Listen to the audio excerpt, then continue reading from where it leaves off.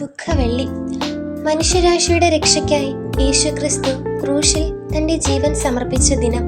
ദുഃഖവെള്ളി ഒരു ദുഃഖദിനം അല്ല, മറിച്ച് ദൈവത്തിൻ്റെ അതിരില്ലാത്ത സ്നേഹവും കരുണയും തെളിയിക്കുന്ന മഹത്തായ സാക്ഷ്യമാണ്.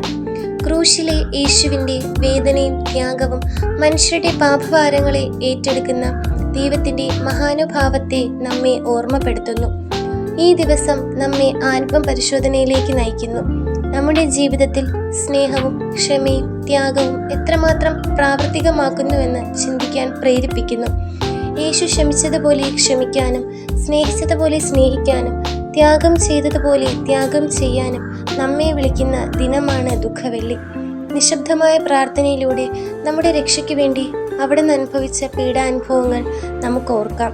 പേയാട് സെന്റ് സേവ്യേഴ്സ് പള്ളിയിൽ നാളെ ദുഃഖവെള്ളിയാഴ്ചയിലെ തിരുക്കർമ്മങ്ങൾ ഇപ്രകാരമാണ്. രാവിലെ 7-ന് കുരിശിൻ്റെ വഴി സെന്റ് സേവ്യേഴ്സ് സ്കൂളിന് മുന്നിൽ നിന്ന് ആരംഭിച്ച് തിരുനെല്ലിയൂർ, കാങ്കുളം, കുണ്ടമൻ ഭാഗം വഴി ഫ്രാൻസിസ് സേവ്യേഴ്സ് പള്ളിയിലേക്ക്. പരിശുദ്ധ പരമ ദിവ്യകാരുണ്യ ആരാധനാ ക്രമീകരണം.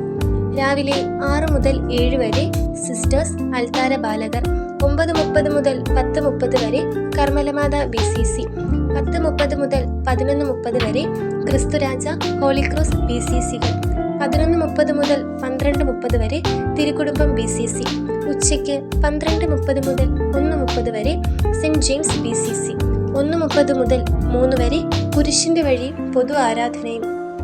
വൈകുന്നേരം 3 മണിക്ക് കർത്താവിൻ്റെ പീഡാസഹനാനുസ്മരണം, ദൈവവചന പ്രഘോഷണം, കുരിശാരാധന, ദിവ്യകാരുണ്യ സ്വീകരണം.